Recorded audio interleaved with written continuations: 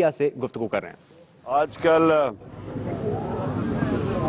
आजकल एक नून लीग का ये तासुर है कि अगर इमरान खान को कहो कि वो इतना बुरा है वो, तो शायद नवाज शरीफ के ऊपर से केस में रियायत हो जाए। यानी मेरा अगर मैं जो भी गलत काम करूं उसका नवाज शरीफ के केस से क्या ताल्लुक है? यानी क्या ये बच जाएंगे केस से मुझे बुरा भला कह के? क्या मेरा जो इलेक्शन कमीशन में केस लगा हुआ है, क्या मैं कह रहा हूं कि नहीं जी ये भी बुरे हैं?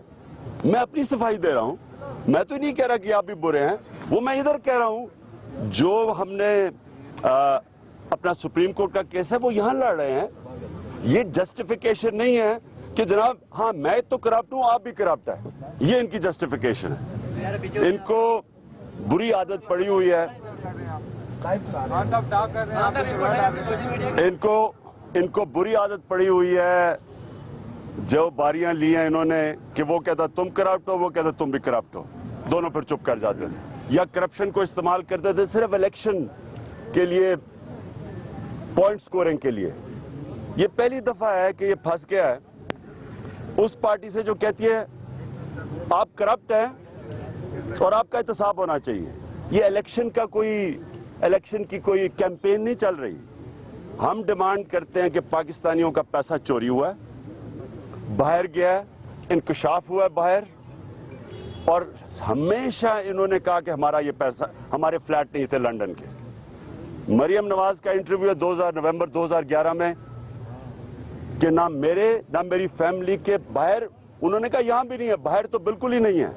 ये 2011 नवंबर में था और 2016 में पैनमा का इंकशाफ होता है। मजबूरी से इनको मानना पड़ता है कि हमारे फ्लैट हैं ये मेफेयर के। मानना इसलिए पड़ता है कि जिसका भी नाम आया है ICIJ की वेबसाइट पे, जिनके पास पैनमा की कंपनीज थी, एक ने भी कहा कि हमारी नहीं है, और इन्होंने भी नहीं कहा। यहां आके अब कभी कोई बात करते हैं, कोई करते हैं, क्योंकि इसकी वजह है सच एक होता है, झूठ बोलने के लिए बहुत ज्यादा झूठ बोलने पड़ते हैं। अब इश्यू क्या है, मैं जरा पहले सारे ये जितनी भी ये बातें करते हैं जरा इश्यू में क्लैरिटी आ जाए, अब सबके सामने इश्यूज क्लियर हो जाए। इश्यू ये है कि किसी भी दुनिया के अंदर जो मुल्क का सरबराह होता है वो कस्टोडियन होता है अवाम के पैसे का, वो टैक्स पेयर के पैसे का कस्टोडियन होता है। उसकी सबसे बड़ी ड्यूटी होती है, और भी काम होते हैं लेकिन सबसे बड़ी ड्यूटी होती है अवाम से दयानतदारी से पैसा इकट्ठा करे टैक्स का, और दयानतदारी से अवाम पे खर्च करे। ये अगर ये मेन आपकी ड्यूटी है तो आपको ईमानदार होना पड़ता है, लोगों को आपकी ईमानदारी के ऊपर एतमाद आना पड़ता है। इसलिए बाहर अगर आप झूठ भी बोले आपको रिजाइन करना पड़ता है। और मैं बाहर बात कर रहा हूं जो जेन्युइन डेमोक्रेसीज हैं, जमहूरियत के अंदर रिचर्ड निक्सन अमेरिका का पावरफुल प्रेसिडेंट, उसको रिजाइन करना पड़ा, झूठ बोला टेपिंग के ऊपर, करप्शन पे नहीं झूठ बोला, फोन टेपिंग के ऊपर उसने झूठ बोला, उसको रिजाइन करना पड़ा। बिल क्लिंटन को मोनिका लेविंस्की की केस के अंदर झूठ बोलने के ऊपर उसकी पब्लिक ट्रायल हुई। हैरल्ड मैकमिनल बर्तानिया का प्राइम मिनिस्टर को झूठ बोलने पर रिजाइन करना पड़ा। अभी ब्राजील की प्रेसिडेंट बजट की फिगर पे झूठ बोली है, रिजाइन करना पड़ा। तो एक तो झूठ बोलने पे इसलिए रिजाइन करना पड़ता है कि एक इंसान की क्रेडिबिलिटी खत्म हो जाती है, लोग उसके ऊपर एतमाद नहीं रखते जो मुल्क का सरबराह है।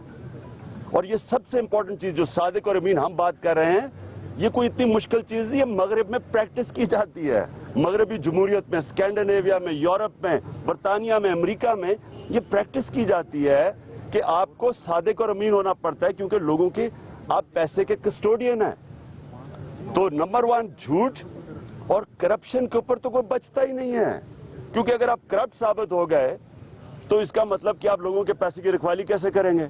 सो ये दोनों चीजों की वजह से सरबराह हुकूमत नहीं कर सकता, क्योंकि वो इखलाकी कुव्वत खो बैठता है। ये है केस।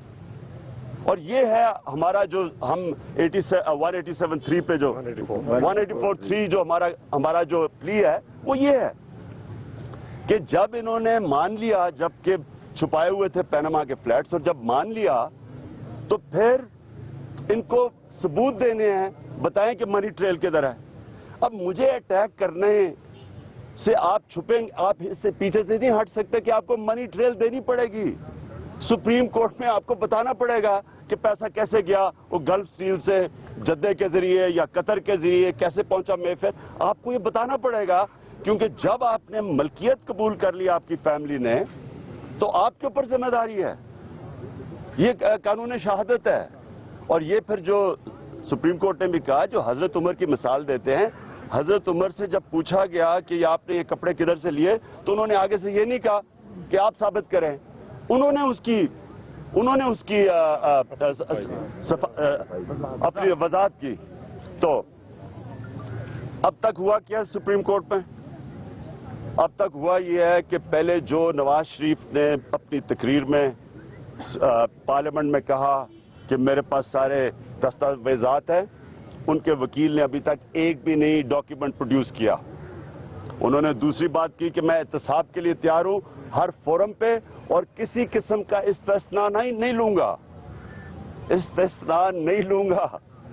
اب سپریم کورٹ میں 248 سے بچ کے تو 66 کی میں پناہ لے رہے ہیں، پارلیمنٹری پریویلیج لے رہے ہیں۔ یہ پہلے انہوں نے تقریر میں کہا تھا میں نہیں لوں گا، اب یہ جو 184(3) ہے، اس سے بھی آج ساری آرگیومنٹ ہو رہی ہے کہ اس کو محدود کرنا چاہتے ہیں کہ کسی طرح وہ فیصلہ نہ کر دیں ان کی ڈسکوالیفیکیشن کا۔ اگر میں یہ ان سے پوچھتا ہوں کہ آپ سچ بول رہے تھے، پہلے آپ کو ڈر کیا ہے؟ وہ جو تقریر آپ نے کی تھی پارلیمنٹ میں، ریٹن تقریر کی تھی، اس جواب میں جب ہم آپ سے پوچھ رہے تھے کہ لنڈن کا فلیٹس کا بتائیں، پینما کے فلیٹس، وہ ریٹن تقریر سے اب پیچھے ہٹ رہے ہیں، پریولیج ڈھونڈ رہے ہیں پارلیمنٹ کی۔ ہم جب دھرنا کر رہے تھے ہمیں کہتے پارلیمنٹ میں آؤ، ہم نے جب یہاں دھرنا کرنا تھا تو بار بار کہہ رہے تھے پارلیمنٹ میں آؤ، پارلیمنٹ میں آئے، سب جوڈس کر دیا انہوں نے کہ جی آپ بات ہی نہیں کر سکتے، اور انہوں نے کہا عدالت میں جاؤ، عدالت میں گئے ہیں، وہاں کہتے ہیں جی پریولیج 66 کے پیچھے پریولیج لے لیے، تو ہم کدھر جائیں؟ بات یہ ہے کہ ایک ملک کا سربراہ ساری قوم